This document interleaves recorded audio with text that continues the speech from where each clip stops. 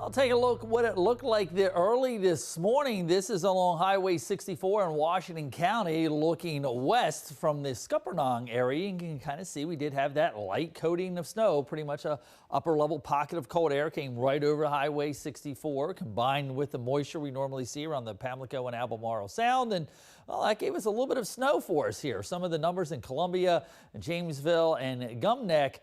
Not excessively amounts of snow, definitely not crippling by any means, but talking with the National Weather Service, going back and looking through the records now, some of the records are kind of hit and miss around here in eastern North Carolina as far as consistency of data, because we get snow some years, other years we don't.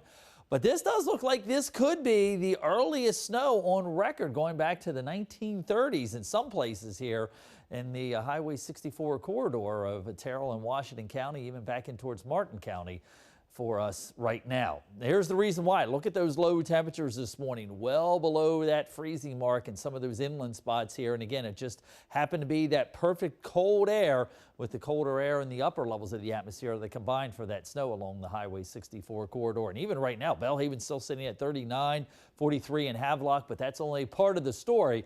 We've got those gusty west-northwesterly winds, some gusts in excess of 25, 35 miles an hour closer towards the coast. So it does put that chill to the air for us here as it feels like the 30s getting out the door this afternoon. And you can see those winds are only going to continue with us here going through this afternoon at these gusty paces. But by late this afternoon, this evening, they start to die down and more importantly, become more southwesterly in direction. So take a look, that live look over Greenville Boulevard.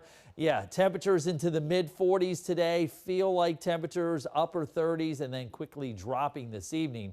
So keep that in mind if you've got any outdoor plans. Now, most of us tonight should stay just above that freezing mark here.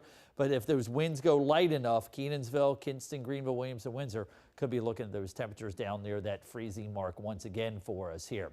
So we've got a big high pressure that's going to be dominating our weather coming up from the deep south. That's going to keep any of these high level clouds you see working through the Ohio Valley well away from us here. And this high pressure will eventually start to slide off of the coast of Florida. That gets those west southwesterly winds in here. Another high pressure slides right in behind it with maybe a few clouds during the day on Thursday. But it does look like a nice stretch of weather and more importantly, a warm up trend coming our way. As you can see, those temperatures stay well above that freezing mark for overnight lows. And we're in the 60s and 70s with that sunshine going in through the weekend for all the football and outdoor activities.